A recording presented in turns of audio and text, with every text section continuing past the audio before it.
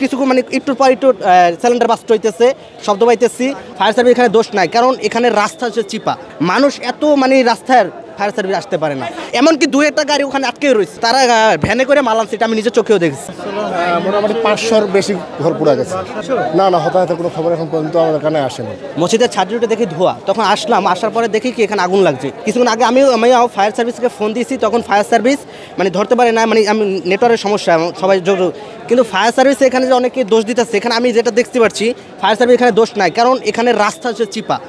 ওই যে ওই গলিতে একটা ফায়ার সার্ভিসের গাড়ি আটকে গেছে, এই জায়গায় কয়েকটা গাড়ি আটকেছে, মানুষ এত মানে রাস্তার ফায়ার সার্ভিস আসতে পারে না। কিছু লোক আছে এলাকার, তারা ভাগ করে দিচ্ছে জায়গা করে দিচ্ছে, তাও মানে হচ্ছে না। এখানে মূলত একটাই কথা বলবো, ফায়ার সার্ভিস ওটা দোষ নয়, তারা 30 থেকে 35 মিনিট বা 40 মিনিটের ভিতরে তারা এখানে আসার পরে কাজ শুরু করতে পারে না, আপনার একটু দেরি হয়েছে, এই জন্য মানুষের তারা এই জায়গায়।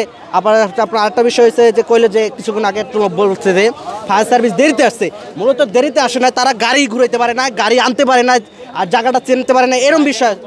জায়গা কম, এত জায়গা কম মানে বলার মতন না, যেটা আপনারাও দেখেছেন। আরেকটা বিষয় হয়েছে আপনার এখানে যে ঘরে আগুনটা বেড়ে গেছে, এই মূলত কারণটা হয়েছে এখানে ঘরে হয়েছে কাঠ, সব হচ্ছে কাঠ আর শুকনো কাঠ, যেটা আগুন লাগছে মতো অতি তাড়াতাড়ি ছেড়ে গেছে। যখন আগুনটা লেগেছে তখন আমি এখানে দেখতেছি অল্প একটু সময় একটু জায়গার ভিতরে, কিছুক্ষণের ভিতরে দেখি পুরোটা বাইরে হয়ে গেছে। এর ভিতরে কিছুক্ষণ মানে একটু পর একটু সিলিন্ডার বাস্ট হইতেছে, শব্দ পাইতেছি। আরেকটা বিষয় হচ্ছে এর আগে কোনো গ্যাস ছিল না, এখানে গ্যাস মানে বন্ধ ছিল, তা নেই, মানুষ সিলিন্ডার ব্যবহার করছে।